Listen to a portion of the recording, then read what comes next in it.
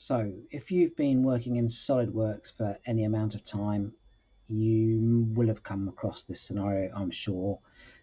Here I've got a kitchen I drew up a while back on a little T-point, basically, and you've got a number of cabinets in here. And what I wanted to show you was when you've got an assembly like this, and you've got all sorts of different parts in here. I mean, there's loads, wall units, hinges, so on and so forth. And at some point you decide, for whatever reason, that you might want to change the name of, let's say, this wall cabinet or whatever. So let's just open this part. So you've got this wall cabinet here as a part, and you decide, you know what, I need to change the name of that.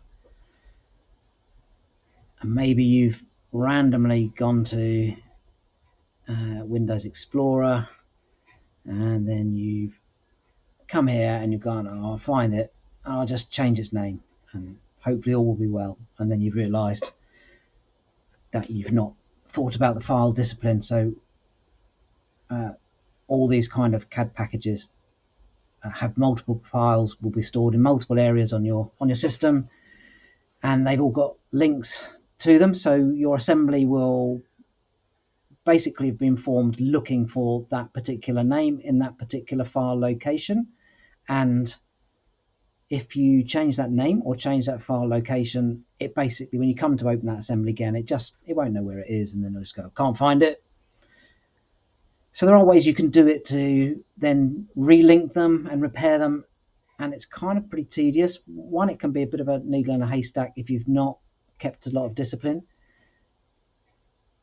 and two, it's kind of quite slow and quite irritating. So what I want to do is just show you, so let's just go back to our SolidWorks, show you how you could make those changes and keep all those links really, really easily without causing an issue. So let's just select something. Let's say we've got these kitchen wall units, and I believe they're probably multiples of the similar type of unit, but they'll have their own parts, and it looks like I've got 1 to 4. So let's say we wanted to change this, and let's say we're going to call it kitchen wall unit number 5. Now I've done this, doing this on an old drawing just so I'm not going to mess up anything current, and we can just tweak and see if everything works okay. So we're going to find this unit and we're going to do this in Windows Explorer, not in SolidWorks. And this, I'll show you how to do it. So minimize out, go to Windows Explorer and find your model. So I believe this is probably what we're looking for, kitchen unit 4, okay? And it's looking for that name. So if you highlight that unit and right click, you'll get a number of options that appear here, okay? But if you go to show more options, it's not like it in Windows 10 though, I think this is Windows 11, it hides it away, but go show more options, and you will find there's a little SolidWorks tab here. And I think if SolidWorks isn't open, you might want to check this, but if SolidWorks isn't open, I'm not sure if this tab appears. Okay, so I think SolidWorks has to be open. I don't think you necessarily have to have the item open at the time. Hopefully with the assembly open, I can do this. Now, if you click on this tab, you'll see there's a pull-out, and there's various things you can do. I mean, you can actually do pack and goes here and whatever.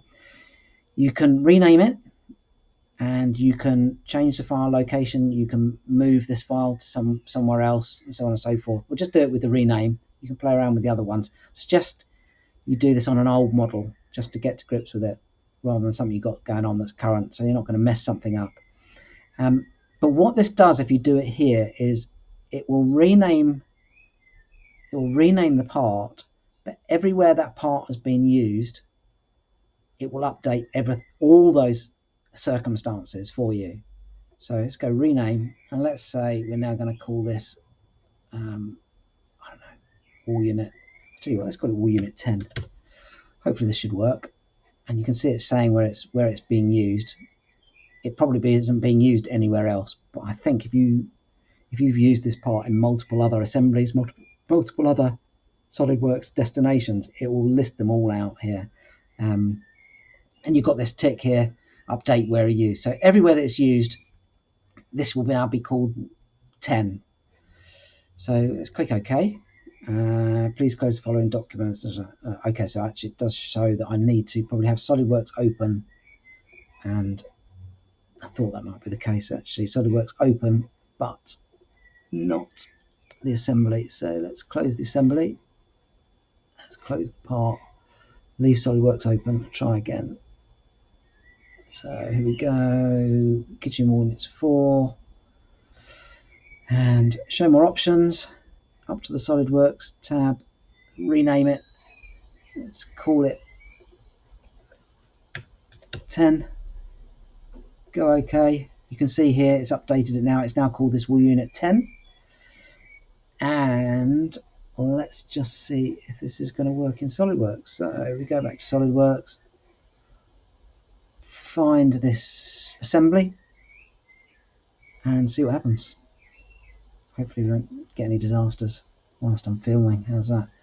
So you can see here, kitchen wall unit it's the same wall unit, but it's now called kitchen wall unit 10. So it's found it, it knows what it is. And if I open this part now, you'll see that part is, in fact, kitchen wall units 10. And if I'd have changed that file and put that file location, so you might have noticed there was that change file locations and the move option. You can move that file to other places. It'll do the same thing.